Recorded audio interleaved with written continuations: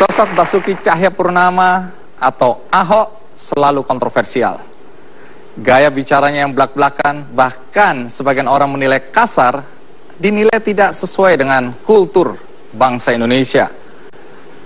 Kontra, pro, kontroversi selalu ada di sekitar Ahok. Karena itu, kali ini saya mengundang kembali Basuki Cahayapurnama untuk berbicara tentang tudingan-tudingan miring terhadap dia. Mari kita sambut Basuki Cahayapurnama.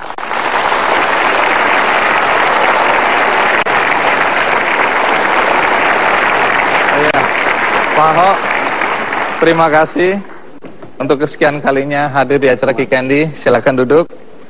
Baik, sampai hari ini Anda dianggap tokoh yang kontroversial.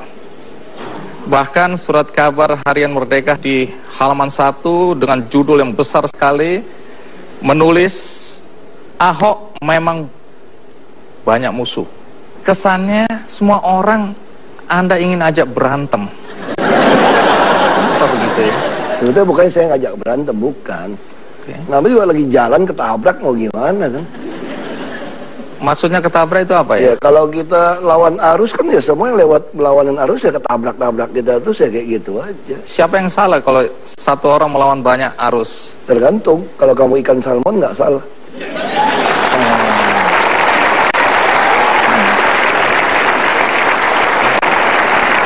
Soal kesan Anda yang pemarah, ngomong kasar. Anda kan pernah ketemu Wakil Presiden Pak Yusuf Kalla, kemudian dinasehati untuk tidak lagi kasar. Tapi tampaknya nasihat ini Anda tidak gubris ini ya? Enggak, kita ikutin kok. Sekarang saya lebih cocok jadi komika sebetulnya. Dia ketawa semua kan tuh. Tapi ngomong soal Anda melawan arus ya, kembali lagi. Apa Anda nggak bisa berubah ya? Aku dari mungkin dulu, lemah lembut, mungkin lebih santun. kalau berubah tuh mungkin udah apa ya? Susah loh, capek sebetulnya kalau mau memerankan orang lain kan. Kalau kita mau main drama film kan mesti latihan sebulan buat mentas sejam. Kalau tiap hari mesti pura-pura bukan kita ya capek dong, latihannya berapa jam. Jadi Anda ingin menjadi diri Anda seperti sekarang ini? Lebih enak nih kan.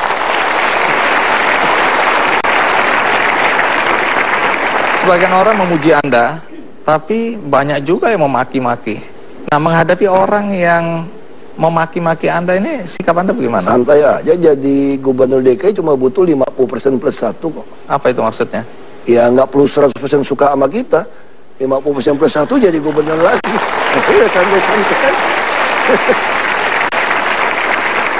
Jadi presidennya cuma 50% plus 1, ngapain pusingin yang lain? Jadi bagi orang-orang yang nggak suka sama Anda nggak pusing? Selama nggak lebih dari 50% nggak usah pusing.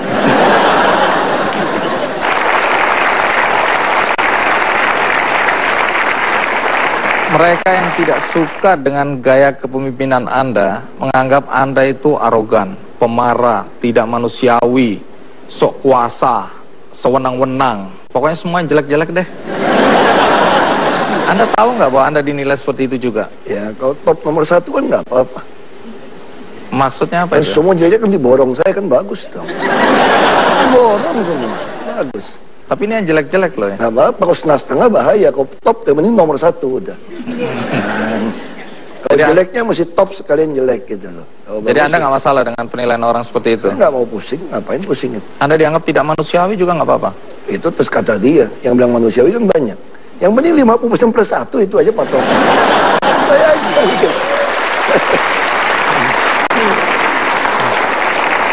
Sebagian orang Tionghoa, juga termasuk para pengusaha, itu khawatir dengan gaya Anda seperti ini. Mereka takut antipati terhadap etnis Tionghoa akan berdampak pada mereka juga. Ini gara-gara Ahok kita semua bisa dimusuhin orang nih. Nah, bagaimana tanggapan Anda terhadap ketakutan mereka karena sikap dan gaya Anda? Tionghoa mana dulu? Tionghoa yang izinnya gua larang kali.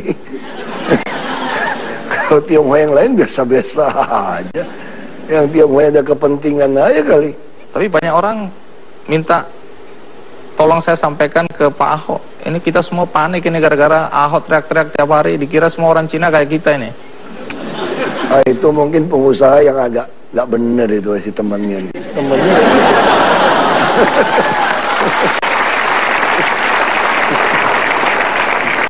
banyak kebijakan Anda yang dianggap kontroversial tadi ya. Terakhir Anda dengan lantang mengatakan kalau perlu pergub saya ubah untuk mendapatkan orang-orang yang jujur, orang-orang yang baik walaupun dia tidak tamat SMA, bahkan kalau perlu cuma lulus SD, bahkan kalau perlu tidak sekolah. Ini kan nggak masuk akal ini. Anda mau rekrut PNS yang tidak sekolah, yang lulus SD. ya prinsip saya itu gini, Jakarta itu nggak butuh punya otak yang terlalu kenceng ya. Otot aja udah.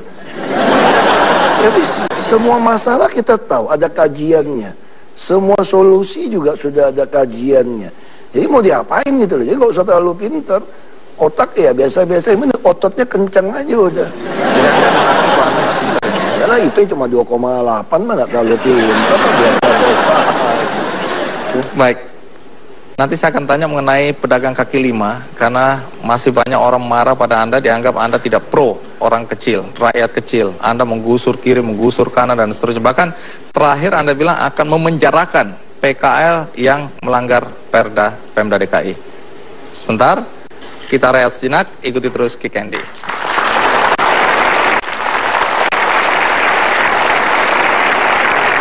Pak Ahok, soal pro kontra kebijakan Anda.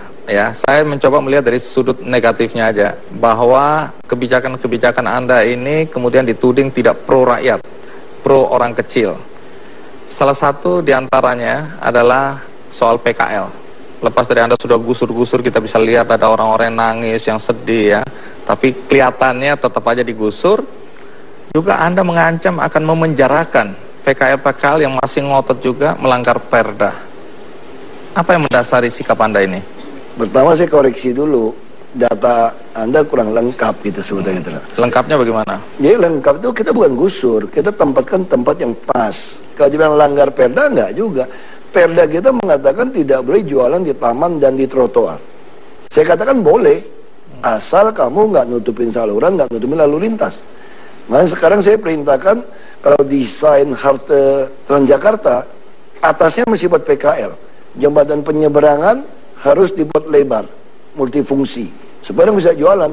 Nah, kenapa PKL butuh di tempat orang ramai? Ada salah satu iklan di TV menggambarkan sangat jelas ya. Kalau salah ada iklan salah satu mie instan gitu ya. Suami istri lagi pakai selimut, dia bilang pengen bakso, terus bakso itu, gerobak itu jatuh dong. Itu PKL itu. Jadi PKL selalu berusaha mendekatkan diri kepada orang ramai. Maka kita harus ciptakan. Sekarang berapa PKL yang kita bantu? Kita nanti di Jalan Cengkeh kita akan bangun untuk PKL, dia hanya bayar 4.000 per hari. Nah, kenapa saya maksa PKL membuat kartu untuk dagang? Kalau dia setia membayar 4.000 per hari, 120.000 per bulan, berarti saya bisa memberikan dia pinjaman 5 juta sampai 10 juta. Nah, sekarang kita bandingkan PKL dengan membayar preman. Bisa katakanlah jualan di satu jalan, jual martabak gitu ya, 2 kali 2 meter, 4 meter persegi. Preman pertama minta lapak 20.000. Ini bukan semalam loh, dari mau menjelang maghrib sampai tengah malam, berarti ya sepertiga hari. Lalu datang oknum kelurahan, pasang listrik, tarik listrik 20.000, udah 40. Oknum kebersihan datang, bilang kebersihan 20.000, 60.000. Artinya si PKL ini menyewa sepertiga hari, 15.000 per meter persegi. Kalau kali 30 hari, 450.000. Coba tanya sewa di mall, berapa per meter? Paling 2.000, 150.000. Kenapa PKL nggak mau nyewa ke mall? Karena mall minta bayar 1 tahun, 2 tahun di muka. Lalu kita punya PD Pasar Jaya, 157 lokasi. Rata-rata dikerjasamakan dengan pengembang swasta. Berapa sewanya? 500 rupiah per hari per meter aja sebetulnya Pasar Jaya. Tapi begitu kerjasama sama pengembang, diminta bayar 20 tahun di muka. Ya udah kegusur keluar dia. Makanya kita sekarang lagi menyiapkan tempat dagang buat mereka termasuk modal kerja. Kita menyiapkan dari pemerintah pusat kurs 9%, kami 12%, 1% per bulan. Kita siapin 1 triliun untuk biayain 100.000 PKL. Yang terkumpul berapa? Cuma 20.000. Mereka nggak mau kumpul. Kenapa? Yang suka ribut tuh apa? Yang nyewain lapak yang ribut. Atas nama paguyupan, atas nama persatuan, macam-macam kan. Nah itu yang aku marahin gitu loh. Kamu kalau jual-jual lapak aja gue penjarain lu, bukan PKL yang kita marahin sebetulnya. Ya cukup jelas ya.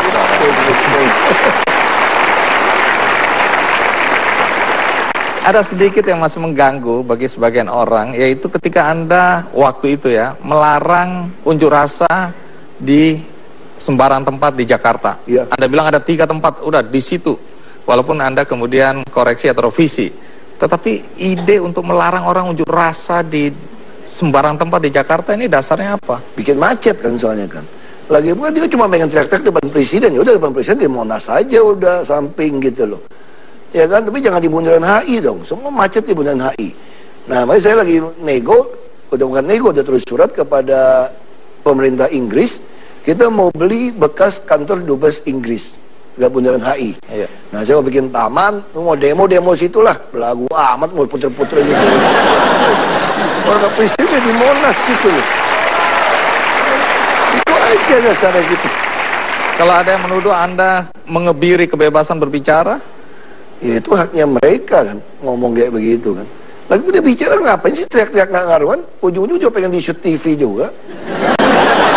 Ibu juga puter-puter dangdut, aku juga ketemu mereka kan, dangdut lu ganti-ganti musiknya, biar gue dengerin nikmatin juga kan. Baik-baik aja lu mereka.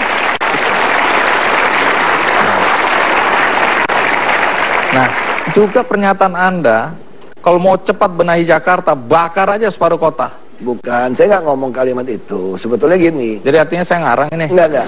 Soal bakar benar. Orang itu kan suka sok pengamat, apa macam-macam. Bapak tahu nggak Pak? Ini langgar peruntukan, ini langgar semua, ini langgar semua. Siapa yang main Jakarta tuh langgar semua. Bapak kalau berani beresin dong. Kalau beresin bakar aja setengahnya, saya bilang. Itu kalimatnya itu. Konteksnya itu. Iya, gimana? Masih pelan-pelan dong beresin. Lu kira mau bangun Roma dibakar kayak Kaisar Nero. Soalnya kata bakar itu sensitif sekali karena zaman dulu pemukiman kumuh. Zaman Kaisar Roma dulu dibakar. Iya, periode sebelum Anda. Kalau ada pemukiman kumuh yang mau digusur dan sulit, cara paling mudah dibakar kemudian diusir pergi, nggak lama kemudian mall berdiri. Kalau kita kan beda. Bedanya apa? Kita dorong semua bangunin apartemen, bos. Kasih mereka. Coba tanya yang punya apartemen, biaya iuran pemeliharaan lingkungan atau service charge berapa? Satu apartemen ukuran 30-an. Rata-rata mendekati 1 juta loh. Ini mah ya kan untuk pemeliharaan sewa lagi. Kalau di Jakarta tuh nggak disewain. Kita udah bangun sekarang 16 lantai. Nanti mungkin 23 lantai. Jadi mereka hanya bayar iuran pemeliharaan lingkungan 15.000, 450.000. Itu kayak servis apartemen. Pintu rusak kita yang beresin. Ada dokter lagi tungguin. Ada perawat. Ada bidan. Enak bener. Terus naik bus kagak bayar lagi. Satu keluarga. Sekarang ini? Iya. Terus anaknya dapat KJP lagi. Kalau anaknya dapat SMP 600.000, 3 anak 1,8 juta. Kita nombok buat dia, enak aja lo macam-macam. Tinggal di rumah panti kita kan, macam-macam ya usir. Ini inkubator. Kamu jual ke orang lain ya saya seret keluar. Itu memang bagian dari menolong orang-orang Jakarta yang belum beruntung. Karena nggak mungkin dia tinggal di Jakarta dengan tanah gitu mahal, dia tinggal di pinggir sungai, urusannya kita pindahin lebih layak. Kalau dia tinggal di Bogor atau Depok segala macam, dia juga mungkin biaya mahal. Nah sekarang juga saya lagi siapin bus, nanti orang Tangerang, Depok, Bekasi kalau ke Jakarta bayar 3.500 saja. Jadi saya nggak mau lagi tuh APTB, Trans Jabodetabek. Ngapain orang dikenain 12.000, 15.000? Dia naik motor. Nah gimana caranya? Ya udah 3,5 aja. Terus masih mahal, gampang, buka aja rekening bank di DKI, gajimu diterima di situ gratis. Aku untung dari Bank DKI dikit lah.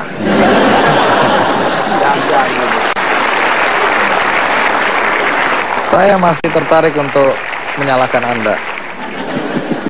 Soal reklamasi pantai di Jakarta Utara. Saya pikir ini Anda nggak bisa jawab ini. Ingat tuh, dukungnya banyak nih. Iya. Banyak orang menganggap ini keputusan yang pro orang-orang kaya, karena reklamasi itu untuk membangun perumahan. Nelayan tersingkir, warga masyarakat di sana menjadi susah hidupnya gara-gara kebijakan atau keputusan Anda memberi izin reklamasi. Tolong dijelaskan. Itu reklamasi nggak nyingkirkan nelayan sama sekali. Itu kan laut yang memang kotor, Jadi cara reklamasi dibuat pulau dan jaraknya masing-masing pulau itu ada alur 300 meter. Jadi kapal tidak bisa lewat. Terus apa yang dilakukan? Semua hasil reklamasi itu 100% sertifikat atas nama DKI. Lalu 40 sekian persen yang bisa dijual, 5% gross juga milik DKI. Dan sekarang malah yang tanah yang bisa dia jual 15% dari NJOP harus dipakai ngembangun untuk DKI. Jadi salahnya di mana? Lagi pula izin ini yang keluarkan bukan saya, Pak. Itu Pak Harto yang keluarin tahun 95. Orang itu suka salah. Ini 17 pulau itu dia keluarkan dari tahun 95. Waktu dia pengen minta izin-izin yang lain, saya justru memperjuangkan supaya keuntungan buat DKI lebih banyak. Itu salahnya di mana? Saya juga nggak ngerti. Merusak lingkungan. Merusak lingkungan Amdalnya nggak beres. Orang lingkungan kita udah kotor jorok begitu kok. Nelayan yang tadinya cari ikan di situ nggak bisa Nggak lagi ada yang cari ikan di situ. Pingsan makan logam berat begitu. Kalau langsung 300 meter udah ketemu ikan, udah kaya orang Jakarta kayak di Belitung itu langsung mukat dapat ikan. Ya apa yang mau dipukat? Sampah sih ya Jakarta. Jadi Anda tetap menganggap atau yakin bahwa keputusan Anda itu benar? Kan mereka udah gugat. Saya bilang kalau kalian bisa gugat, batalin, saya demen nih. Kenapa kalau bisa dibatalin 17 pulau kok caplok, pakai BUMD aja, kaya saya. DKI yang kaya gitu loh. Jadi tapi kalau saya batalin saya bisa digugat. Makanya saya ngarep kalau yang gugat ya dah. Mudah-mudahan dibatalin deh. Lumayan kalau batalin 17 pulau saya ambil buat Pemda DKI. Bayangin aja kita nguruknya paling 10 juta kok, jualnya 20 juta kan lumayan untung kira-kira gitu kan. Itu berdagang-dagang aja. Baik, nanti saya masih tetap mencari-cari kesalahan Anda. Tapi kita rehat sejenak, ikuti terus Kick Candy.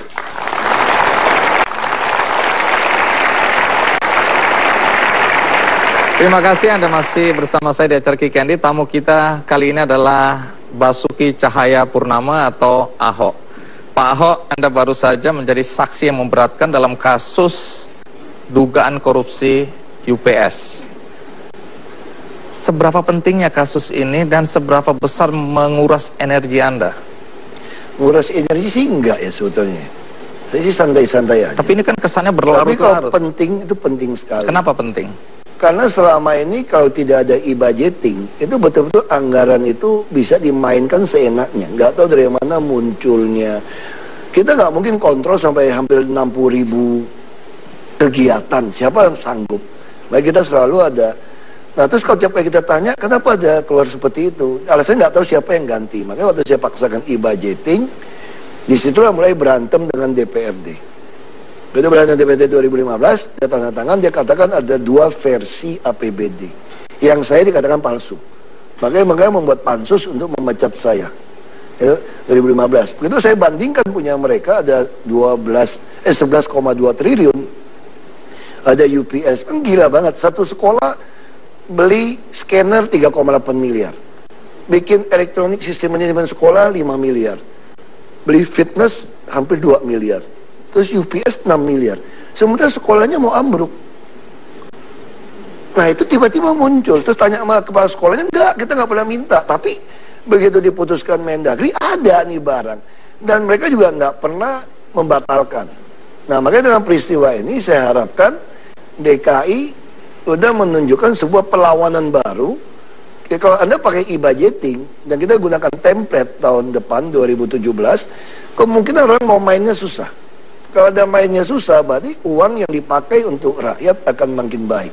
Misalnya contoh DKI waktu kami baru masuk, saya bicara gini sama PNS. Kami akan menggaji Anda di atas gajinya pegawai swasta. Mereka langsung, wah tepuk tangan gitu ya, semua. Itu sekarang gaji PNS DKI itu yang paling rendah saja sudah 12 juta sampai 13 juta per bulan. Kita menyediakan gaji 18,7 triliun, terbesar dalam negeri ini. Institusi manapun nggak nyaingin DKI. Lalu DKI pembangunan masih berapa? Di atas 59% untuk belanja langsung. Kok bisa? Karena selama ini titipin, mainin, terus kita potong. Mungkin orang Jakarta masih ingat 2015 begitu saya serahkan pergub, saya potong. Lebih baik nggak ada serapan anggaran sampai perubahan. Tapi orang Jakarta merasakan kok pembangunan ada di mana-mana gitu loh. Karena dulu dia mainin. Nah kita potong, ganti pergub, Terus saya bilang, makanya hati-hati ya.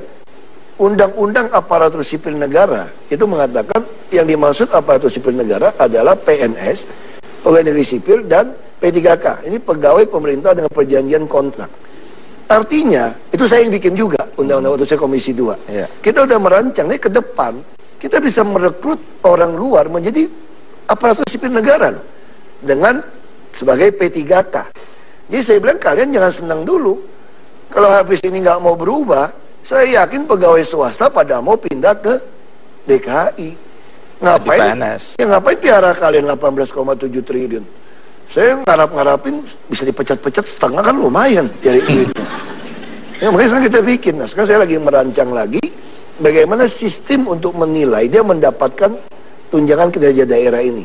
Saya sebetulnya bukan orang yang nggak manusiawi, saya sangat manusiawi sebetulnya. Cuma Anda salah paham aja, kayak dipengaruhi teman saya tadi. Masih soal kesalahan-kesalahan Anda deh. Belum puas. Gak apa-apa, saya juga sengaja datang, puas-puasin, cari aja semua saran saya dah. Jawab sampai puas gitu loh. Ini juga sengaja datang nih. Baik, kebijakan Anda sebagai gubernur sering membingungkan. Kata siapa? Kata saya barusan. Misalnya, ketika Anda melarang billboard untuk iklan-iklan rokok, padahal semua orang tahu pendapatan dari billboard semacam itu cukup besar untuk Jakarta. Kenapa Anda larang? Karena hasil kajian, mau di WHO, mau di manapun, biaya orang terkena efek dari rokok ini jauh lebih besar biaya yang dihabiskan daripada iklan yang kita dapat. Saya khawatir anak-anak pemula waktu lihat iklan, dia pikir ini sesuatu yang baik. Rokok tidak dilarang. Tidak dilarang kok, tapi bagaimana caranya jangan sampai anak-anak melihat iklan lalu persepsinya salah. Tapi kalau setelah dia dewasa, dia memutuskan, saya pengen ngerokok aja lah. Toh yang mati juga bukan saya, bisa teman saya yang mati yang nggak ngerokok sebelah saya gitu kan. Itu haknya dia gitu. Tapi kalau Anda mau mati sendiri, ya jangan ganggu orang lain dong. Kayak di bus, di mana, tempat umum. Nah itu yang kita larang. Dia bukan arti, terus bagaimana penghasilan kita? Tuh orang sakit juga kita tanggung. Kalau dia sakit, produktivitasnya juga turun. Kalau dia turun, pajak yang dia bayar juga turun. Jadi mendingan orang sehat kan. Jadi udah kalau ngerokok yang ngumpet sama satu gengnya di halaman dia di mana gitu. Nggak usah iklan-iklan lah di tengah-tengah gitu. Orang kalau nggak usah iklan juga beli tuh rokok. Ngapain repot gitu loh. Alasannya kelihatannya bisa masuk akal ya. Tapi yang kurang masuk akal ketika Anda bilang jual minuman beralkohol, bir di DKI harusnya dibolehkan. Ya karena memang itu perda kita mengatur. Saya taat sama konstitusi. Bir itu di bawah 5%. Saya belum pernah lihat orang tuh mabok minum bir. Oplosan yang mabok. Kalau kita suka nonton film-film Hollywood, kisah-kisah Al Pacino gitu ya, Godfather gitu ya, di Chicago, dulu tuh banyak sekali gangster itu gara-gara bir dilarang. Makanya semua orang masukin ke mobil, jual, bunuh, jual bir. Ada nonton film Godfather. Justru di situ banyak oplosan, banyak orang meninggal. Ketika dilegalkan, tidak ada itu, orang juga sadar kok, beli mesti umur 17, diawasin. Orang kalau susah kencingnya suruh minum bir kok. Lagi pula kami DKI ini punya pabrik bir loh. Nah itu PT Delta itu punya DKI. Orang kemudian menganggap bahwa ada konflik kepentingan. Anda menolak itu bir dilarang. Pak Ali Sadikin yang bikin tuh, aku juga nggak tahu. Tahun 60-an apa berapa buka pabrik bir itu.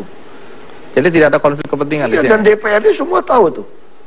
Pada kunjungan kerja berapa kali. Sekarangnya pura-pura ributin bir sama gue. Gue juga tahu. Kalau saya partai-partai bawah agama juga tahu semua kunjungan kerja semua dari dulu. Menarik.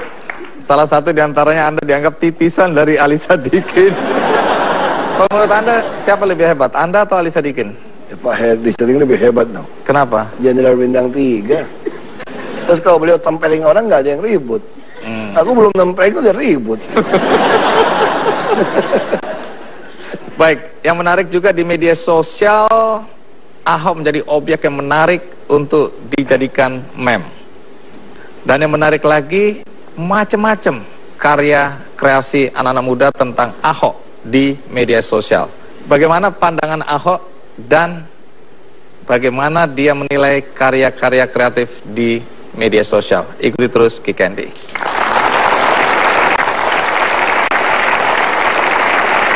Baik, kalau tadi kita lihat dari komentar warga DKI, ada yang senang dengan kebijakan-kebijakan Anda, tapi ada juga yang merasa kesal, susah.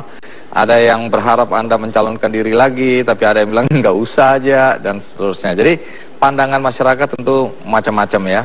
Nah, di luar pandangan masyarakat yang kita dengar tadi, ada juga anak-anak muda terutama yang suka memakai Anda sebagai objek untuk membuat meme gitu ya, membuat gambar-gambar kreatif ya, kemudian diupload di media sosial. Mari kita lihat. Captain Jakarta. Anda pernah lihat nggak yang begini-begini ini? Pernah. Pernah. Tapi yang ini belum. Yang ini belum.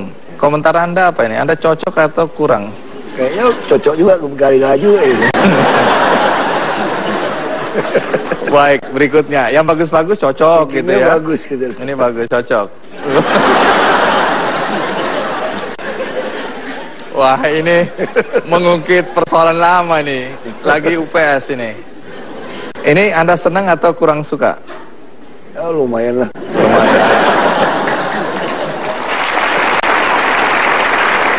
Baik. Badannya berotot tapi wajahnya manis ya.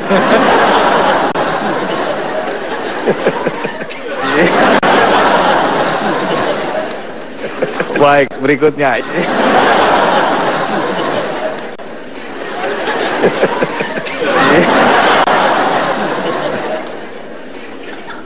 Kali ini Anda suka atau tidak? Ya minimal nggak usah latihan, lumayan juga foto gitu. Nanti Karena kan cicit-cicit kita kira buyutnya kayak begitu badannya. padahal rekayasa ya. Oke, cocok.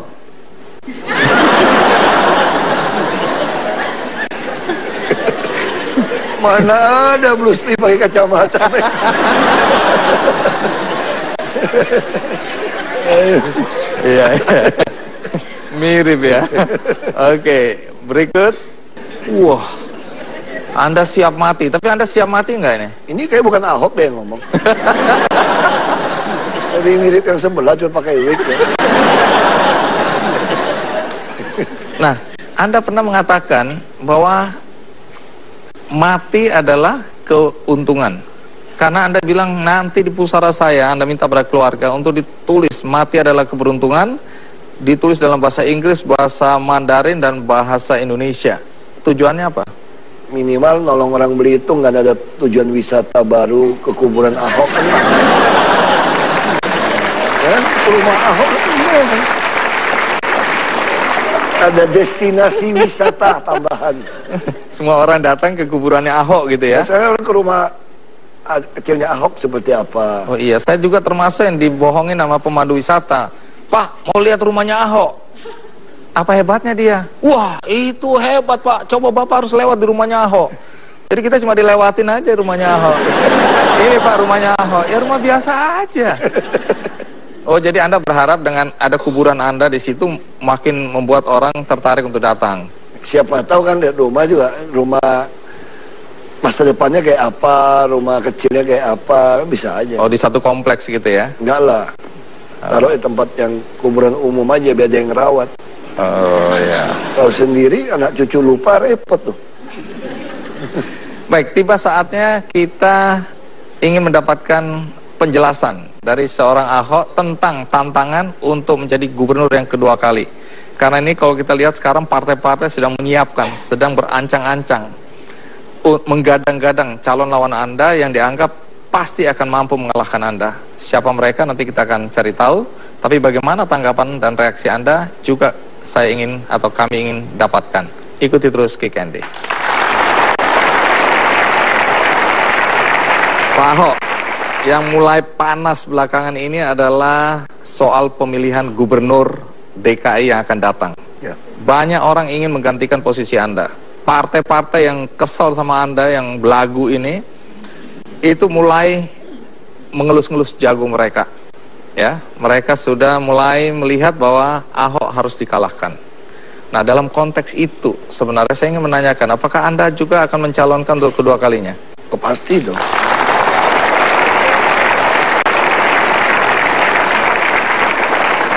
Kenapa Anda masih berniat untuk mencalonkan diri lagi? Pengen tahu, udah marah-marahin orang gitu banyak, yang sisa siapa milik gua tuh?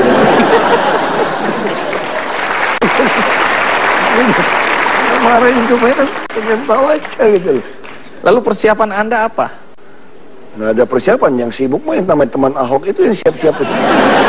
Aku mah nggak siap-siap, biasa-biasa. Nanti kita cek teman-teman Ahok ini apa motifnya sebenarnya.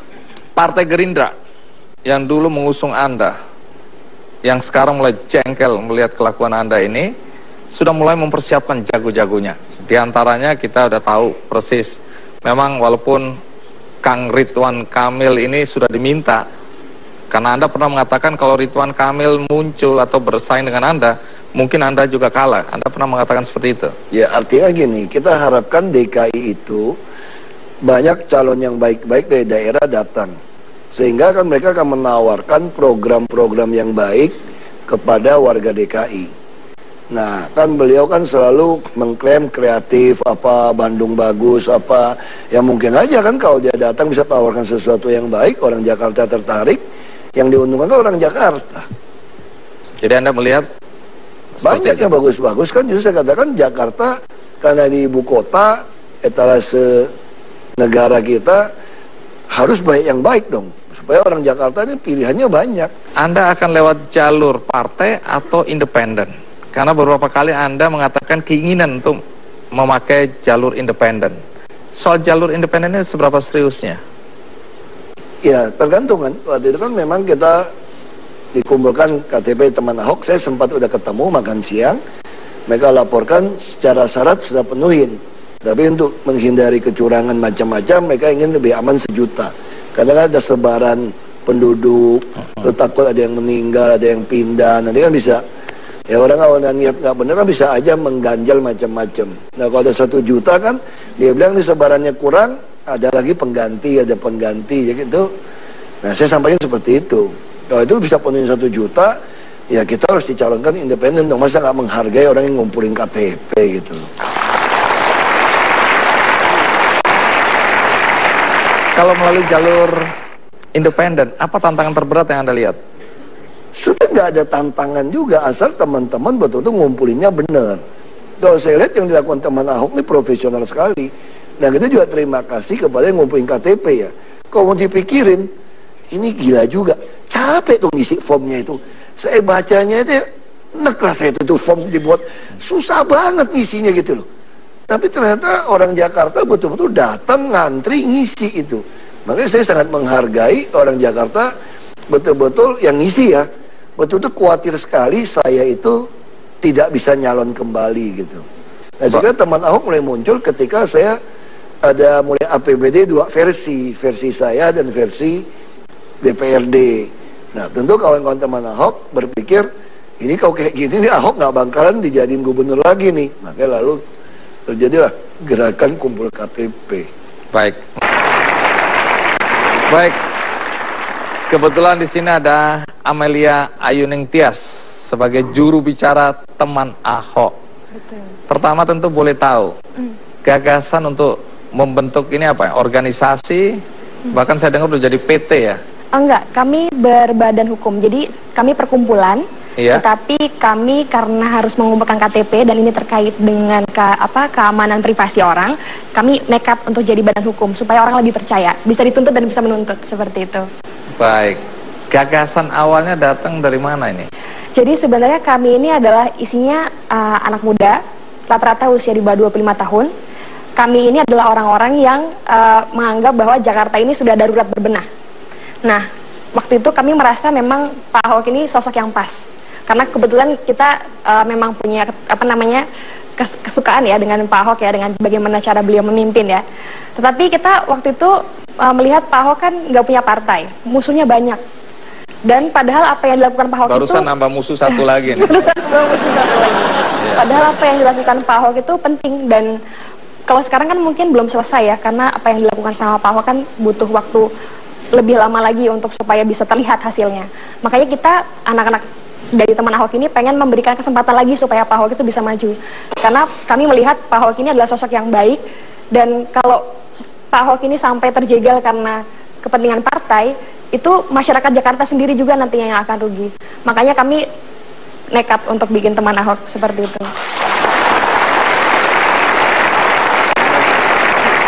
Jadi apa sih yang dilakukan oleh teman Ahok ini? Kami ingin Pak Ahok karena nggak punya partai ya, jadi kami nekat untuk ibarat kata kita pengen Pak Ahok itu bisa maju lagi. Nah, tapi kan ini kan sudah ada ketentuan nih. Pak Ahok ini selain melalui jalur partai bisa melalui jalur independen. Makanya kami nekat untuk bikin Pak Ahok ini bisa maju melalui jalur independen. Caranya dengan mengumpulkan KTP warga DKI Jakarta. Bagaimana cara ngumpulin KTP-nya ya? Melalui banyak cara. Kita punya partisipan, kita juga kan dengan formulir KTP nih, formulir apa? Formulir dukungan. Formulir dukungan ini kami sebar sebanyak mungkin dari sosial media, dari kita juga punya booth, kami juga punya posko, kami juga karena formulir ini kami unggah di website, jadi masyarakat Jakarta itu bisa mengunduh. Iya, masyarakat Jakarta itu bisa mengunduh formulir ini, kemudian mengembalikannya itu bisa melalui jalur pengiriman, juga bisa melalui booth teman Ahok maupun posko teman Ahok terdekat. Saat ini kita sudah punya hampir 150 posko di seluruh Jakarta dan juga sudah ada beberapa booth di pusat perbelanjaan di Jakarta. KTP yang terkumpul berapa? Saat ini sudah 663.000 KTP per hari ini.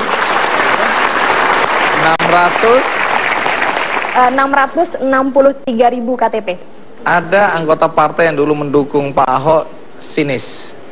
Dia bilang kalau KTP 1 juta juga bisa. Gampang bikin KTP di Jakarta.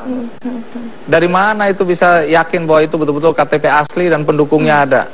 Kalau ada pernyataan semacam itu, bagaimana Anda verifikasi bahwa yang nyerahin KTP itu betul-betul pendukung Pak Ahok? Itu mungkin yang berkomentar belum pernah mampir ke booth atau posko teman Ahok ya. Karena kita gini, kalau untuk syarat independen saat ini kan memang berbeda dengan yang tahun-tahun sebelumnya. Kalau dulu mungkin hanya fotokopi KTP-nya saja. Tetapi saat ini selain fotokopi KTP, kita harus menandatangani surat dukungan. Tanda tangannya itu harus tanda tangan basah, jadi tidak boleh di-scan, seperti itu tidak boleh. Jadi makanya kami bisa memastikan kalau tanda tangan yang ada di dukungan itu adalah tanda tangan dari orang yang bersangkutan. Apalagi dari teman Ahok sendiri juga menghimbau kalau di formulir dukungan itu harus ada nomor handphone. Karena di teman Ahok, selain nanti setelah formulir sampai ke sekretariat teman Ahok, itu kan nanti akan di-scan, akan di-input. Nah, input ini ketika sudah masuk ke sistem softwarenya kami, itu masyarakat yang sudah mendukung akan mendapatkan SMS konfirmasi. Terima kasih Anda sudah menyerahkan dukungan kepada teman Ahok. Kalau seumpama yang sudah menyerahkan, kalau misalnya dia mendapatkan konfirmasi tetapi tidak menyerahkan, beliau atau yang bersangkutan bisa mencabut dukungan tersebut gitu. Tapi sejauh ini sih semuanya berjalan dengan baik seperti itu.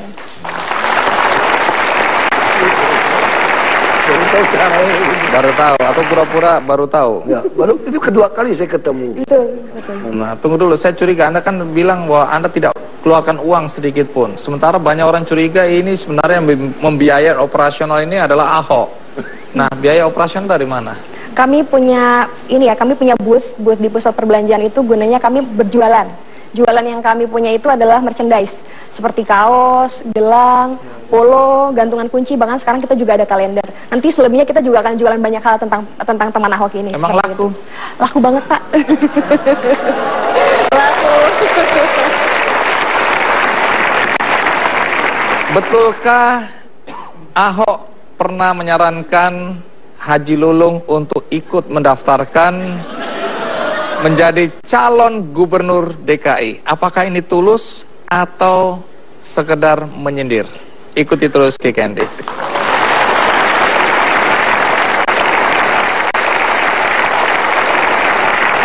Pak Ahok, dalam berbagai survei yang dipublikasikan secara luas, rata-rata Anda unggul di atas kandidat-kandidat yang lain. Nama Anda di urutan pertama dengan perbedaan persentase yang cukup besar juga. Anda percaya nggak sih dengan hasil survei semacam ini? Ya, saya sih percaya survei ya. Karena Anda menang gitu? Enggak, bukan. Saya memang percaya sekali soal statistik. Ini memang ada ilmunya khusus. Nah, tapi yang membedakan Jakarta kan istilahnya kita itu butuh 50% per 1. Beda dengan daerah lain. Jadi kalau daerah lain, kita itu menang aja udah jadi gitu loh. Dibanding yang lain. Kalau Jakarta tuh harus 50% plus 1 baru jadi. Tapi walaupun orang mengatakan itu kan top of mind, artinya itu cukup banyak dibandingkan yang lain. Nah, saya juga nggak terlalu pikirkan itu, saya hanya percaya satu hal aja. Kalau saya kerja dengan baik, dengan sekuat yang bisa saya mampu, sebelum masa saya berakhir di Oktober 2017, nah ini akan membuat orang Jakarta tinggal pilih aja, Anda mau pilih yang sudah terbukti baik atau yang mau menawarkan dia mau baik gitu. Nah itu aja, saya nggak tahu pikiran orang Jakarta. Kalau memang pikirannya wajar-wajar saja, ya harusnya sih mereka lebih baik pilih yang udah pasti gitu. Yaitu? Yang udah jadi gubernur gitu.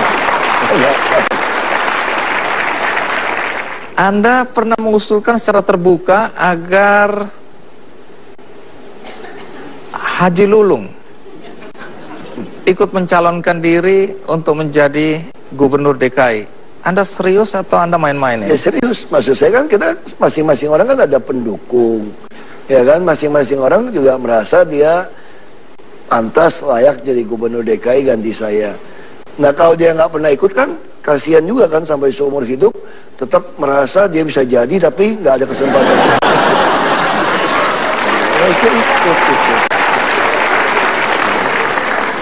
Tapi antara Anda dengan Haji Lulung kan semua orang tahu ada perseteruan. Oh jadi enggak, baik aja. Kalau ketemu saya kan cipiki-cipiki kan. Baik, yang paling saya suka tadi Ahok itu kecil.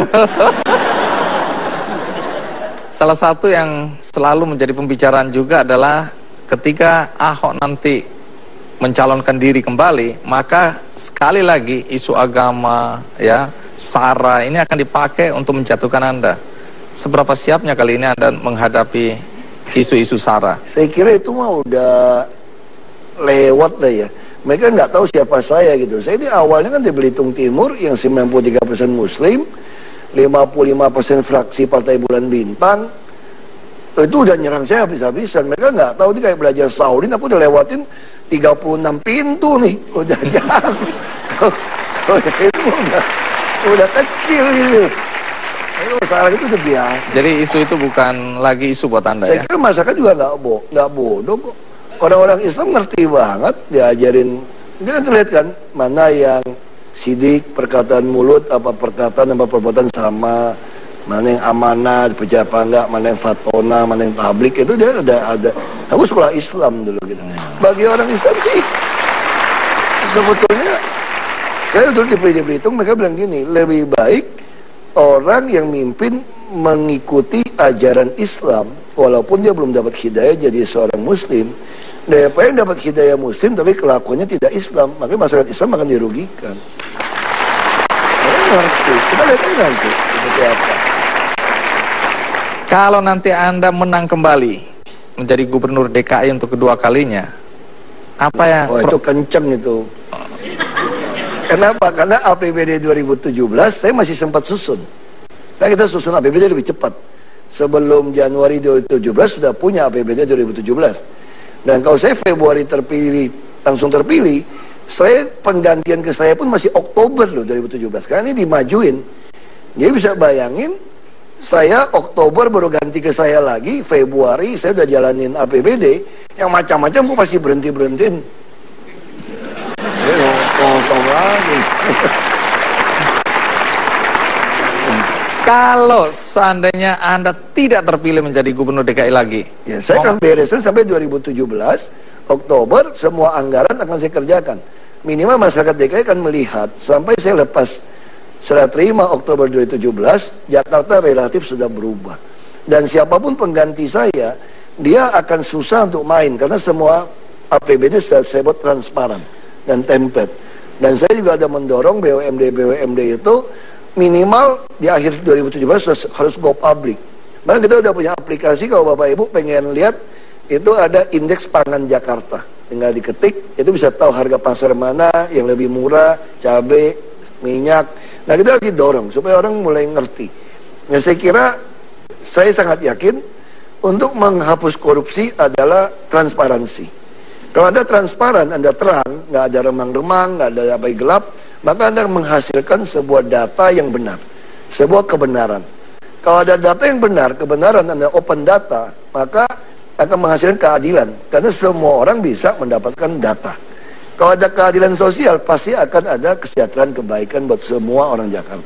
Nah, itu yang lagi saya siapkan gitu.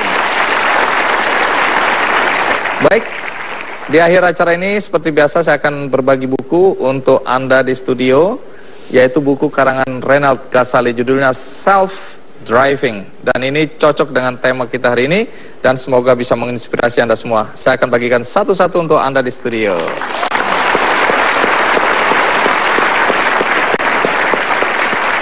Bagi Anda di rumah, Anda jangan khawatir, Anda juga bisa mendapatkan buku ini melalui undian di website kickandy.com.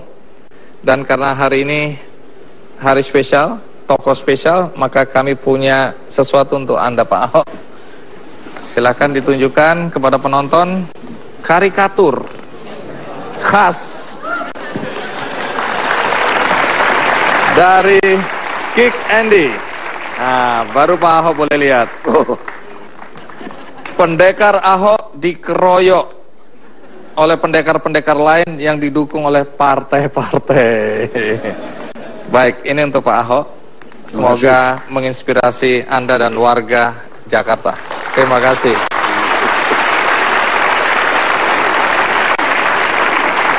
Demikian perbincangan dengan Gubernur DKI Basuki Cahayapurnama. Semoga banyak manfaat yang bisa kita petik dari pembicaraan tadi. Sampai jumpa. Baik, kebetulan di sini ada Amelia Ayuning Tias sebagai juru bicara teman Ahok. Betul. Pertama tentu boleh tahu gagasan untuk membentuk ini apa ya? Organisasi, bahkan saya dengar udah jadi PT ya.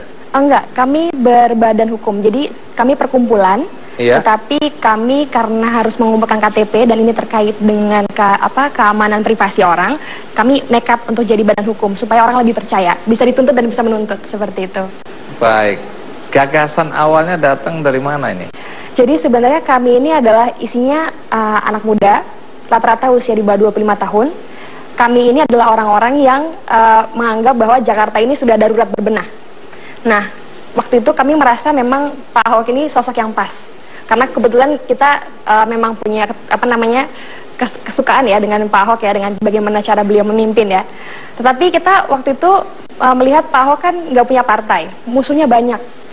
Dan padahal apa yang dilakukan Pak Ahok barusan nambah musuh satu lagi nih. Barusan nambah musuh satu lagi. Padahal apa yang dilakukan Pak Ahok itu penting, dan kalau sekarang kan mungkin belum selesai ya, karena apa yang dilakukan sama Pak Ahok kan butuh waktu lebih lama lagi untuk supaya bisa terlihat hasilnya. Makanya kita anak-anak dari teman Ahok ini pengen memberikan kesempatan lagi supaya Pak Ahok itu bisa maju. Karena kami melihat Pak Ahok ini adalah sosok yang baik, dan kalau Pak Ahok ini sampai terjegal karena kepentingan partai, itu masyarakat Jakarta sendiri juga nantinya yang akan rugi. Makanya kami nekat untuk bikin teman Ahok seperti itu.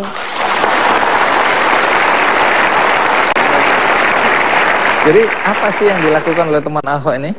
Kami ingin Pak Ahok karena nggak punya partai ya, jadi kami nekat untuk ibarat kata kita pengen Pak Ahok itu bisa maju lagi.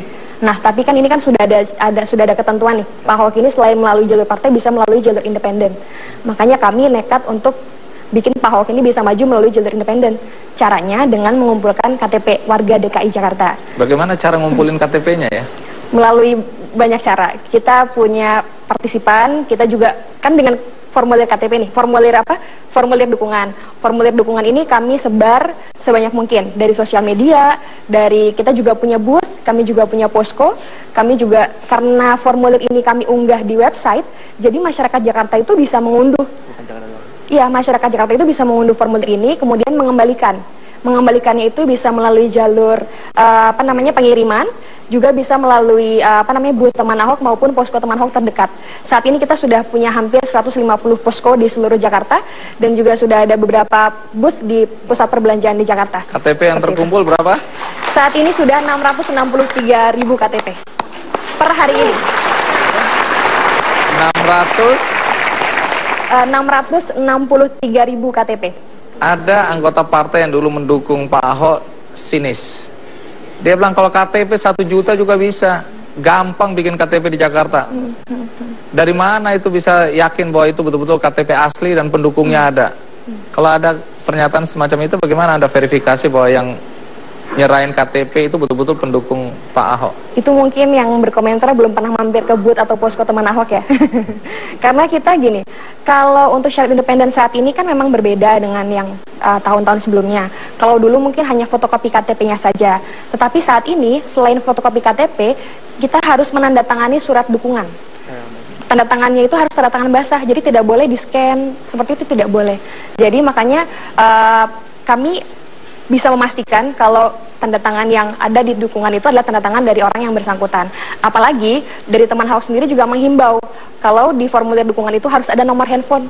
Karena di teman Ahok, selain nanti setelah formulir sampai ke sekretariat teman Ahok, itu kan nanti akan di-scan, akan di-input. Nah, input ini ketika sudah masuk ke sistem softwarenya kami, itu masyarakat yang sudah mendukung akan mendapatkan SMS konfirmasi. Terima kasih Anda sudah menyerahkan dukungan kepada teman Ahok. Kalau seumpama yang sudah menyerahkan, kalau misalnya dia mendapatkan konfirmasi tetapi tidak menyerahkan, beliau atau yang bersangkutan bisa mencabut dukungan tersebut gitu. Tapi sejauh ini sih semuanya berjalan dengan baik seperti itu.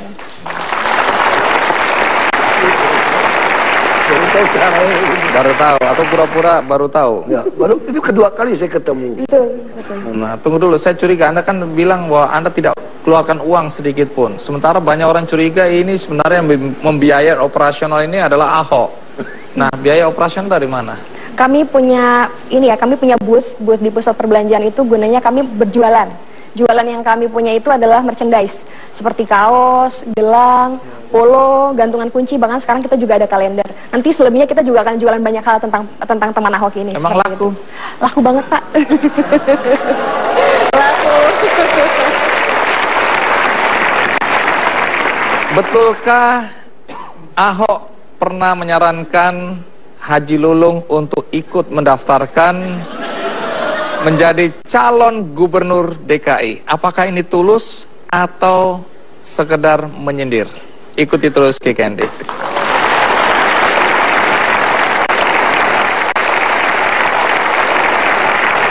Pak Ahok, dalam berbagai survei yang dipublikasikan secara luas, rata-rata Anda unggul di atas kandidat-kandidat yang lain. Nama Anda di urutan pertama dengan perbedaan persentase yang cukup besar juga. Anda percaya nggak sih dengan hasil survei semacam ini? Ya, saya sih percaya survei ya. Karena Anda menang gitu? Enggak, bukan. Saya memang percaya sekali soal statistik. Ini memang ada ilmunya khusus. Nah, tapi yang membedakan Jakarta kan istilahnya kita itu butuh 50% per satu. Beda dengan daerah lain. Jadi kalau daerah lain, kita itu menang aja udah jadi gitu loh. Dibanding yang lain. Kalau Jakarta tuh harus 50% plus satu baru jadi. Tapi walaupun orang mengatakan itu kan top of mind, artinya cukup banyak dibandingkan yang lain. Nah, saya juga nggak terlalu pikirkan itu. Saya hanya percaya satu hal aja. Kalau saya kerja dengan baik, dengan sekuat yang bisa saya mampu, sebelum masa saya berakhir di Oktober 2017, nah ini akan membuat orang Jakarta tinggal pilih aja. Anda mau pilih yang sudah terbukti baik atau yang mau menawarkan dia mau baik gitu. Nah itu aja. Saya nggak tahu pikiran orang Jakarta.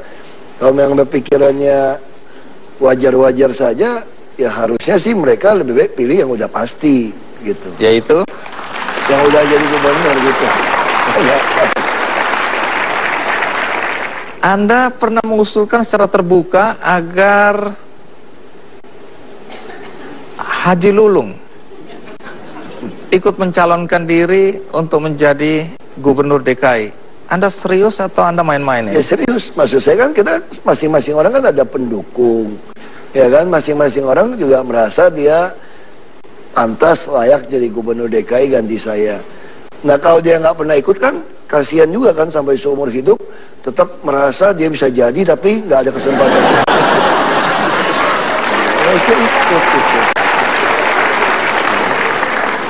Tapi antara Anda dengan Haji Lulung kan semua orang tahu ada perseteruan. Oh jadi enggak, baik aja. Kalau ketemu saya kan cipiki-cipiki kan.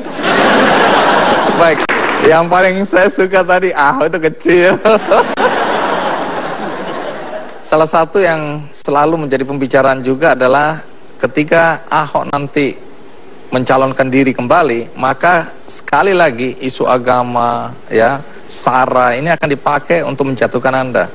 Seberapa siapnya kali ini Anda menghadapi isu-isu SARA? Saya kira itu mah udah lewat lah ya. Mereka nggak tahu siapa saya gitu. Saya ini awalnya kan di Belitung Timur yang 93% Muslim, 55% fraksi Partai Bulan Bintang.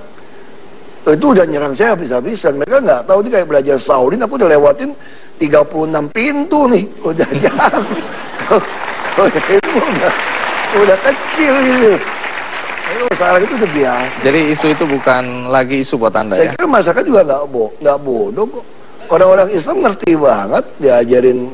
Ini kan terlihat kan, mana yang sidik, perkataan mulut, apa perkataan, apa perbuatan sama, mana yang amanah, dipercaya apa enggak, mana yang fatona, mana yang tablik, itu dia ada.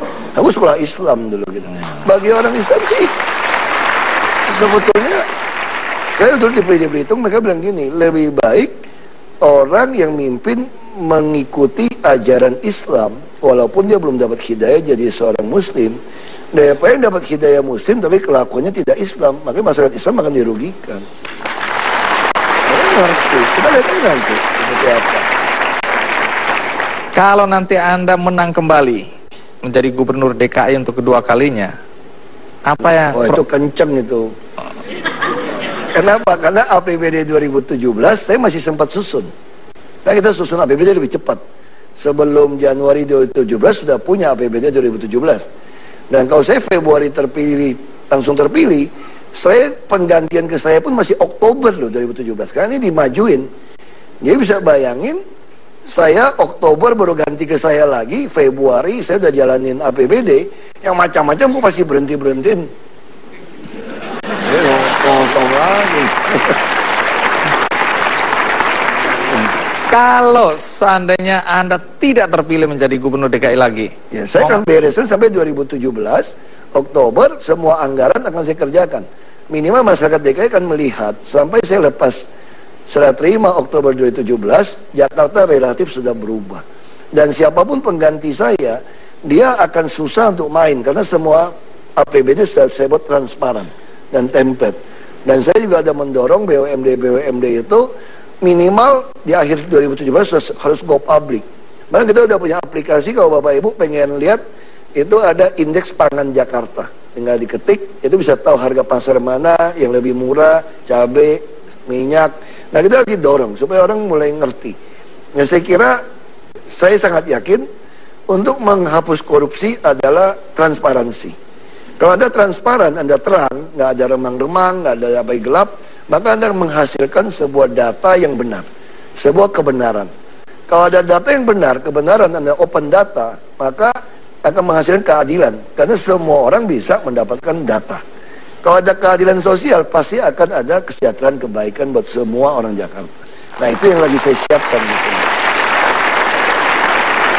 baik. Di akhir acara ini seperti biasa saya akan berbagi buku untuk Anda di studio, yaitu buku karangan Renald Ghazali, judulnya Self Driving, dan ini cocok dengan tema kita hari ini dan semoga bisa menginspirasi Anda semua. Saya akan bagikan satu-satu untuk Anda di studio.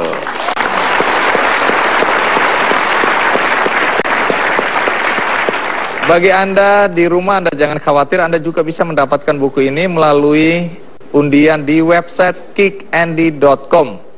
Dan karena hari ini hari spesial, tokoh spesial, maka kami punya sesuatu untuk Anda, Pak Ahok. Silakan ditunjukkan kepada penonton karikatur khas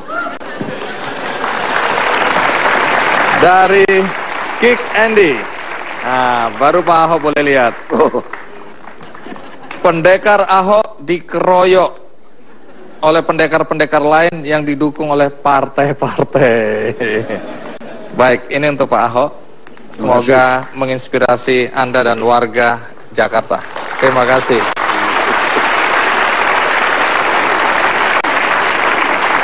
Demikian perbincangan dengan Gubernur DKI Basuki Cahayapurnama. Semoga banyak manfaat yang bisa kita petik dari pembicaraan tadi. Sampai jumpa. Mereka nggak mau kumpul. Kenapa yang suka ribut tuh apa? Yang nyewain lapak yang ribut.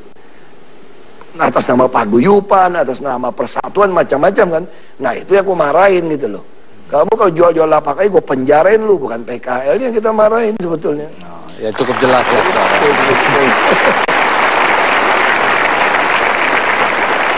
Ada sedikit yang masih mengganggu bagi sebagian orang, yaitu ketika Anda waktu itu ya melarang unjuk rasa di sembarang tempat di Jakarta. Ya. Anda bilang ada 3 tempat, udah di situ. Walaupun Anda kemudian koreksi atau revisi, tetapi ide untuk melarang orang unjuk rasa di sembarang tempat di Jakarta ini dasarnya apa? Bikin macet kan soalnya kan. Lagi bukan dia cuma pengen teriak-teriak depan presiden, ya udah depan presiden di Monas aja udah samping gitu loh. Ya kan, tapi jangan di bundaran HI dong. Semua macet di bundaran HI. Nah, makanya saya lagi nego, udah bukan nego, udah terus surat kepada pemerintah Inggris. Kita mau beli bekas kantor dubes Inggris, nggak bundaran HI. Iya. Nah, saya mau bikin taman, mau demo situlah. Belagu amat, mau puter-puter gitu. Warga presidennya di Monas gitu. Itu aja dasarnya gitu. Kalau ada yang menuduh Anda mengebiri kebebasan berbicara, ya itu haknya mereka kan, ngomong kayak begitu kan. Lagi udah bicara ngapain sih teriak-teriak nggak ngaruhan? Ujung-ujung juga pengen di-shoot TV juga. Ibu juga puter-puter dangdut, aku juga ketemu mereka kan, dangdut lu ganti-ganti musiknya, biar gue dengerin nikmatin juga kan. Baik-baik aja lu mereka. Nah, juga pernyataan Anda, kalau mau cepat benahi Jakarta, bakar aja separuh kota. Bukan, saya nggak ngomong kalimat itu. Sebetulnya gini. Jadi artinya saya ngarang ini? Enggak. Soal bakar benar. Orang itu kan suka sok pengamat, apa macam-macam. Bapak tahu nggak, Pak? Ini langgar peruntukan, ini langgar semua, ini langgar semua. Saya bilang Jakarta tuh langgar semua. Bapak kalau berani beresin dong. Kalau beresin bakar aja setengahnya, saya bilang. Itu kalimatnya itu. Konteksnya itu. Iya, gimana? Masih pelan-pelan dong beresin. Lu kira mau bangun Roma dibakar kayak Kaisar Nero. Soalnya kata dulu. Bakar itu sensitif sekali karena zaman dulu pemukiman kumuh. Zaman Kaisar Roma dulu dibakar. Iya. Periode sebelum Anda. Kalau ada pemukiman kumuh yang mau digusur dan sulit, cara paling mudah dibakar kemudian diusir pergi, nggak lama kemudian mall berdiri. Kalau kita kan beda. Bedanya apa? Kita dorong semua bangunin apartemen, bos. Kasih mereka. Coba tanya yang punya apartemen, biaya iuran pemeliharaan lingkungan atau service charge berapa? Satu apartemen ukuran 30-an, rata-rata mendekati 1 juta loh. Ini mah kan untuk pemeliharaan sewa lagi. Kalau di Jakarta tuh nggak disewain. Kita udah bangun sekarang 16 lantai, nanti mungkin 23 lantai. Jadi mereka hanya bayar iuran pemeliharaan lingkungan 15.000, 450.000.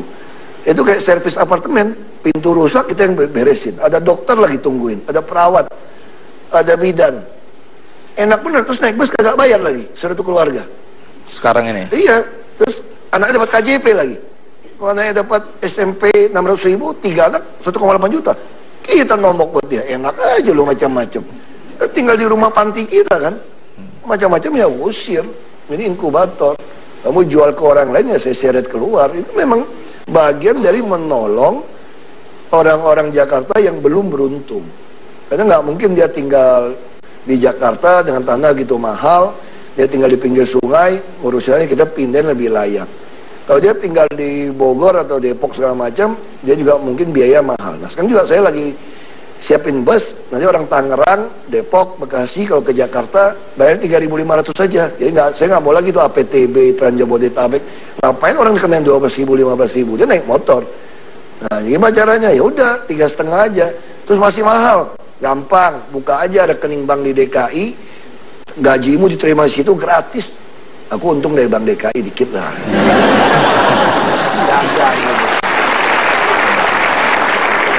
Saya masih tertarik untuk menyalahkan Anda. Soal reklamasi pantai di Jakarta Utara. Saya pikir ini Anda nggak bisa jawab ini. Ingat tuh, dukungnya banyak nih. Iya. Banyak orang menganggap ini keputusan yang pro orang-orang kaya, karena reklamasi itu untuk membangun perumahan. Nelayan tersingkir, warga masyarakat di sana menjadi susah hidupnya gara-gara kebijakan atau keputusan Anda memberi izin reklamasi. Tolong dijelaskan. Itu reklamasi nggak nyingkirkan nelayan sama sekali. Itu kan laut yang memang kotor. Jadi cara reklamasi dibuat pulau dan jaraknya masing-masing pulau itu ada alur 300 meter. Jadi kapal tidak bisa lewat. Terus apa yang dilakukan? Semua hasil reklamasi itu 100% sertifikat atas nama DKI. Lalu 40 sekian persen yang bisa dijual, 5% gross juga milik DKI. Dan sekarang malah yang tanah yang bisa dia jual 15% dari NJOP harus dipakai ngembangun untuk DKI. Jadi salahnya di mana? Lagi pula izin ini yang keluarkan bukan saya, Pak. Itu Pak Harto yang keluarin tahun 95. Orang itu juga salah. Ini 17 pulau itu dia keluarkan dari tahun 95. Waktu dia pengen minta izin-izin yang lain, saya justru memperjuangkan supaya keuntungan buat DKI lebih banyak. Itu salahnya di mana? Saya juga nggak ngerti. Merusak lingkungan. Merusak lingkungan amdalnya apa? Nggak beres. Orang lingkungan kita udah kotor jorok begitu kok. Nelayan yang tadinya cari ikan di situ nggak bisa Nggak lagi ada yang cari ikan di situ. Pingsan makan logam berat begitu. Kalau langsung 300 meter udah ketemu ikan, udah kaya orang Jakarta kayak di Belitung itu langsung mukat dapat ikan. Ya apa yang mau dipukat? Sampah sih ya Jakarta. Jadi Anda tetap menganggap atau yakin bahwa keputusan Anda itu benar? Kan mereka udah gugat. Saya bilang kalau kalian bisa gugat, batalin, saya demen nih. Kenapa kalau bisa dibatalin 17 pulau aku caplok, pakai BUMD aja, kaya saya. DKI yang kaya gitu loh. Jadi tapi kalau saya batalin saya bisa digugat. Makanya saya ngarep kalau yang gugat ya dah. Mudah-mudahan dibatalin deh. Lumayan kalau batalin 17 pulau saya ambil buat Pemda DKI. Bayangin aja kita nguruknya paling 10 juta kok, jualnya 20 juta kan lumayan untung kira-kira gitu kan. Kita berdagang-dagang aja. Baik, nanti saya masih tetap mencari-cari kesalahan Anda. Tapi kita rehat sejenak, ikuti terus Kick Candy.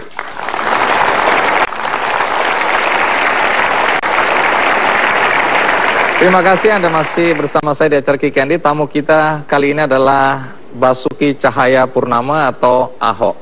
Pak Ahok, Anda baru saja menjadi saksi yang memberatkan dalam kasus dugaan korupsi UPS.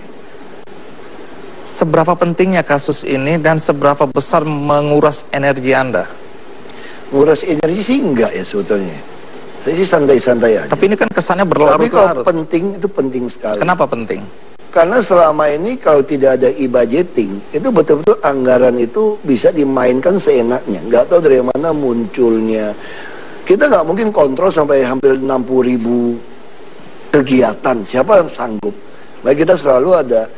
Nah terus kalau tiap kali kita tanya, kenapa ada keluar seperti itu? Alasannya nggak tahu siapa yang ganti. Makanya waktu saya paksakan e-budgeting, disitulah mulai berantem dengan DPRD. Itu berantem DPRD 2015, dia tanda tangan, dia katakan ada 2 versi APBD.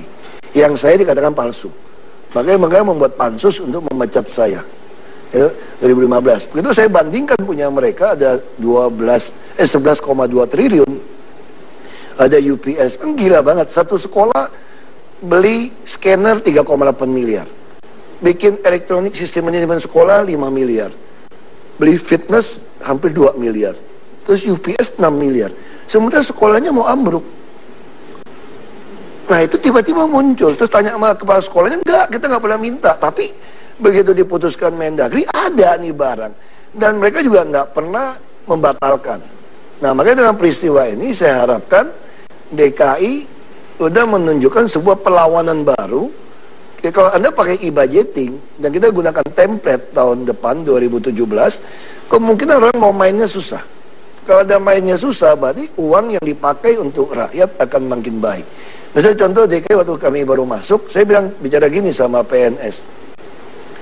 Kami akan menggaji Anda di atas gajinya pegawai swasta. Mereka langsung, wah tepuk tangan gitu ya, semua. Itu sekarang gaji PNS DKI itu yang paling rendah saja sudah 12 juta sampai 13 juta per bulan.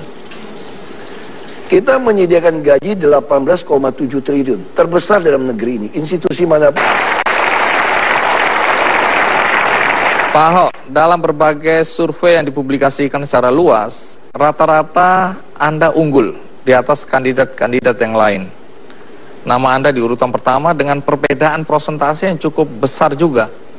Anda percaya nggak sih dengan hasil survei semacam ini? Ya, saya sih percaya survei ya. Karena Anda menang gitu? Enggak, bukan. Saya memang percaya sekali soal statistik. Ini memang ada ilmunya khusus. Nah, tapi yang membedakan Jakarta kan istilahnya kita itu butuh 50% per satu. Beda dengan daerah lain. Jadi kalau daerah lain, kita itu menang aja udah jadi gitu loh.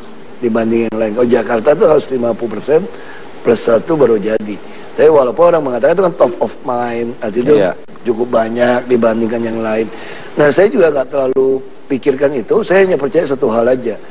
Kalau saya kerja dengan baik, dengan sekuat yang bisa saya mampu, sebelum masa saya berakhir di Oktober 2017, nah ini akan membuat orang Jakarta tinggal pilih aja. Anda mau pilih yang sudah terbukti baik atau yang mau menawarkan dia mau baik gitu. Nah itu aja. Saya nggak tahu pikiran orang Jakarta. Kalau memang pikirannya wajar-wajar saja, ya harusnya sih mereka lebih baik pilih yang udah pasti gitu. Yaitu? Yang udah jadi gubernur gitu. Anda pernah mengusulkan secara terbuka agar Haji Lulung ikut mencalonkan diri untuk menjadi gubernur DKI. Anda serius atau Anda main-main ya? Ya serius, maksud saya kan kita masing-masing orang kan ada pendukung. Ya kan, masing-masing orang juga merasa dia pantas layak jadi gubernur DKI ganti saya. Nah kalau dia nggak pernah ikut kan, kasihan juga kan sampai seumur hidup tetap merasa dia bisa jadi tapi nggak ada kesempatan.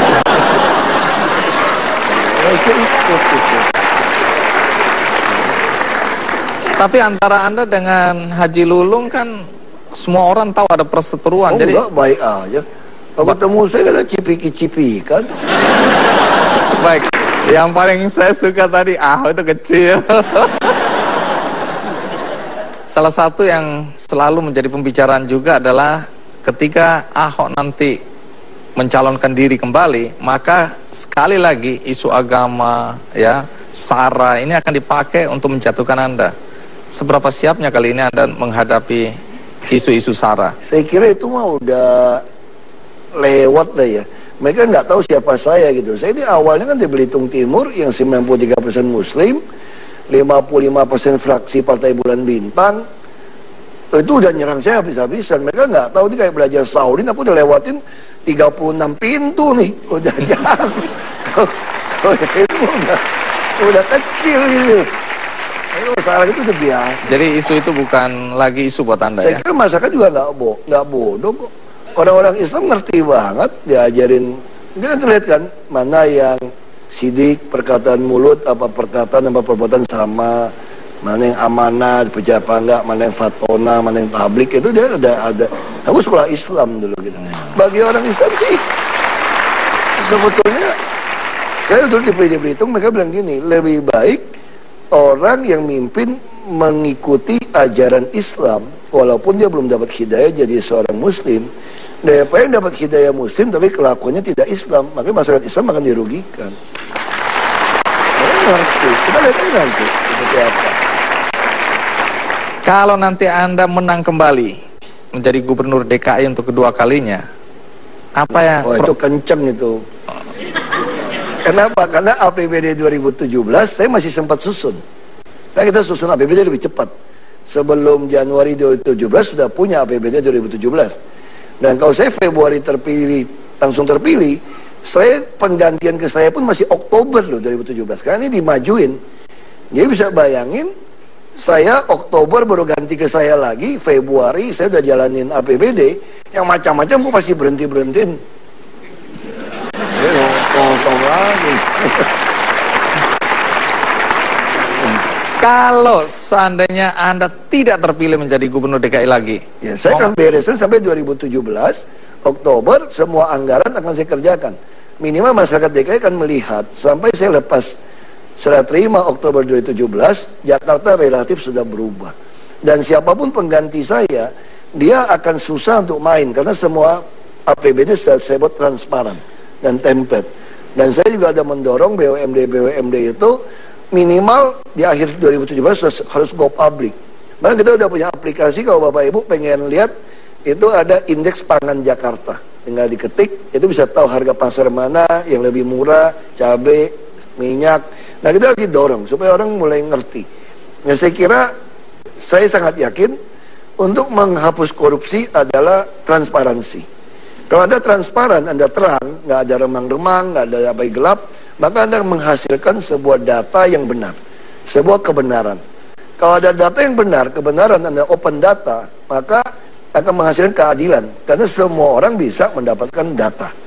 Kalau ada keadilan sosial, pasti akan ada kesejahteraan, kebaikan buat semua orang Jakarta. Nah, itu yang lagi saya siapkan. Baik, di akhir acara ini seperti biasa saya akan berbagi buku untuk Anda di studio, yaitu buku karangan Renald Ghazali, judulnya Self Driving, dan ini cocok dengan tema kita hari ini dan semoga bisa menginspirasi Anda semua. Saya akan bagikan satu-satu untuk Anda di studio.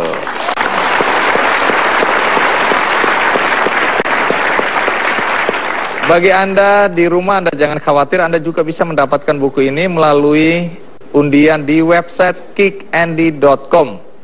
Dan karena hari ini hari spesial, tokoh spesial, maka kami punya sesuatu untuk Anda, Pak Ahok.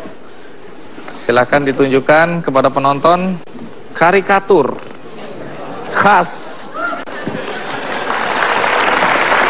dari Kick Andy. Nah, baru Pak Ahok boleh lihat. Pendekar Ahok dikeroyok oleh pendekar-pendekar lain yang didukung oleh partai-partai.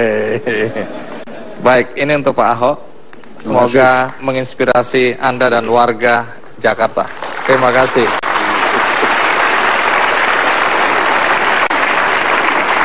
Demikian perbincangan dengan Gubernur DKI Basuki Cahayapurnama. Semoga banyak manfaat yang bisa kita petik dari pembicaraan tadi. Sampai jumpa. Baik, kebetulan di sini ada Amelia Ayuning Tias sebagai juru bicara teman Ahok. Betul. Pertama tentu boleh tahu gagasan untuk membentuk ini apa ya? Organisasi, bahkan saya dengar udah jadi PT ya? Enggak, kami berbadan hukum, jadi kami perkumpulan, tetapi kami karena harus mengumpulkan KTP dan ini terkait dengan keamanan privasi orang, kami nekat untuk jadi badan hukum supaya orang lebih percaya, bisa dituntut dan bisa menuntut, seperti itu. Baik, gagasan awalnya datang dari mana ini? Jadi sebenarnya kami ini adalah isinya anak muda, rata-rata usia di bawah 25 tahun. Kami ini adalah orang-orang yang menganggap bahwa Jakarta ini sudah darurat berbenah. Nah, waktu itu kami merasa memang Pak Ahok ini sosok yang pas. Karena kebetulan kita memang punya kesukaan ya dengan Pak Ahok ya, dengan bagaimana cara beliau memimpin ya.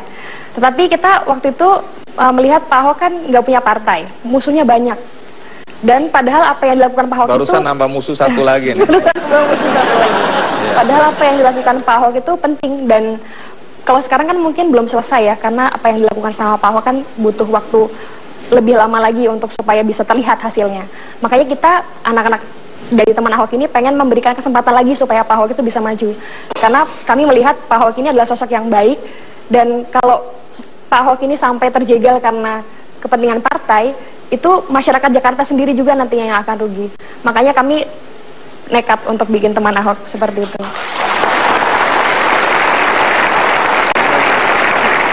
Jadi apa sih yang dilakukan oleh teman Ahok ini? Kami ingin Pak Ahok karena nggak punya partai ya, jadi kami nekat untuk ibarat kata kita pengen Pak Ahok itu bisa maju lagi. Nah, tapi kan ini kan sudah ada ketentuan nih. Pak Ahok ini selain melalui jalur partai bisa melalui jalur independen. Makanya kami nekat untuk bikin Pak Ahok ini bisa maju melalui jalur independen.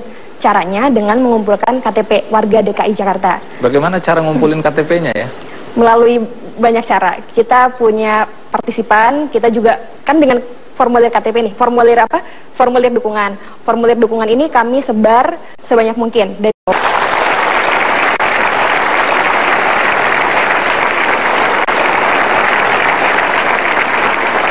Sosok Basuki Cahayapurnama atau Ahok selalu kontroversial. Gaya bicaranya yang belak-belakan, bahkan sebagian orang menilai kasar, dinilai tidak sesuai dengan kultur bangsa Indonesia.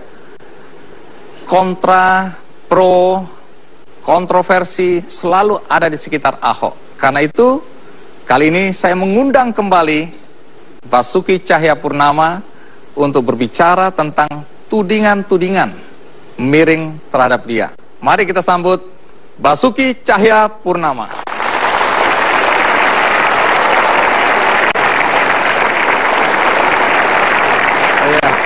Pak Ahok, terima kasih untuk kesekian kalinya hadir di acara Kikendi. Silakan duduk. Baik, sampai hari ini Anda dianggap tokoh yang kontroversial. Bahkan surat kabar Harian Merdeka di halaman 1 dengan judul yang besar sekali menulis Ahok memang banyak musuh. Kesannya semua orang Anda ingin ajak berantem. Apa begitu ya? Sebetulnya bukan saya ngajak berantem, bukan. Namanya juga lagi jalan ketabrak, mau gimana kan? Maksudnya ketabrak itu apa ya? Ya kalau kita lawan arus kan ya semua yang lewat melawan arus ya ketabrak-tabrak kita terus ya kayak gitu aja. Siapa yang salah kalau satu orang melawan banyak arus? Tergantung, kalau kamu ikan salmon nggak salah.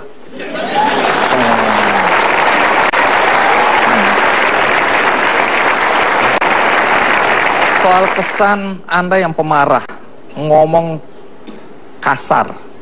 Anda kan pernah ketemu Wakil Presiden Pak Yusuf Kalla, kemudian dinasehati untuk tidak lagi kasar. Tapi tampaknya nasihat ini Anda tidak gubris ini ya? Enggak, kita ikutin kok. Sekarang saya lebih cocok jadi komika sebetulnya. Dia ketawa semua kan tuh. Tapi ngomong soal Anda melawan arus ya, kembali lagi. Apa Anda nggak bisa berubah ya? Aku dari mungkin dulu, lemah lembut, mungkin lebih santun. kalau berubah tuh mungkin udah apa ya? Susah loh, capek sebetulnya kalau mau memerankan orang lain kan. Kalau kita mau main drama film kan mesti latihan sebulan buat mentas sejam. Kalau tiap hari mesti pura-pura bukan kita ya capek dong, latihannya berapa jam. Jadi Anda ingin menjadi diri Anda seperti sekarang ini? Lebih enak nih itu kan. Sebagian orang memuji Anda, tapi banyak juga yang memaki-maki. Nah, menghadapi orang yang memaki-maki Anda ini, sikap Anda bagaimana? Santai aja, jadi gubernur DKI cuma butuh 50% plus 1 kok. Apa itu maksudnya? Ya nggak perlu 100% suka sama kita, 50% plus 1 jadi gubernur lagi. Ya santai-santai. Jadi presidennya cuma 50% plus 1, ngapain pusingin yang lain? Jadi bagi orang-orang yang nggak suka sama Anda nggak pusing? Selama nggak lebih dari 50% nggak usah pusing.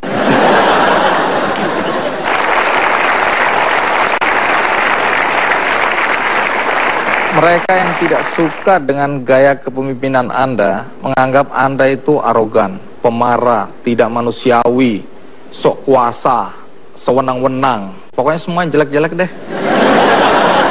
Anda tahu nggak bahwa Anda dinilai seperti itu juga? Ya kalau top nomor 1 kan nggak apa-apa.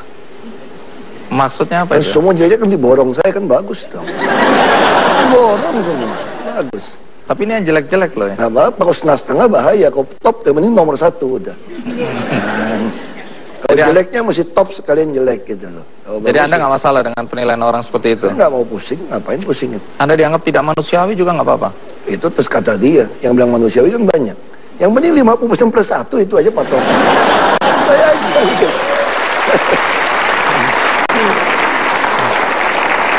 Sebagian orang Tionghoa, juga termasuk para pengusaha, itu khawatir dengan gaya Anda seperti ini. Mereka takut antipati terhadap etnis Tionghoa akan berdampak pada mereka juga. Ini gara-gara Ahok kita semua bisa dimusuhin orang nih. Nah, bagaimana tanggapan Anda terhadap ketakutan mereka karena sikap dan gaya Anda? Tionghoa mana dulu? Tionghoa yang izinnya gua larang kali. Kalau Tionghoa yang lain biasa-biasa aja. Yang Tionghoa ada kepentingan aja kali. Tapi banyak orang minta tolong saya sampaikan ke Pak Ahok. Ini kita semua panik ini gara-gara Ahok teriak-teriak tiap hari, dikira semua orang Cina kayak kita ini. Ah, itu mungkin pengusaha yang agak nggak bener itu si temannya nih. Temannya.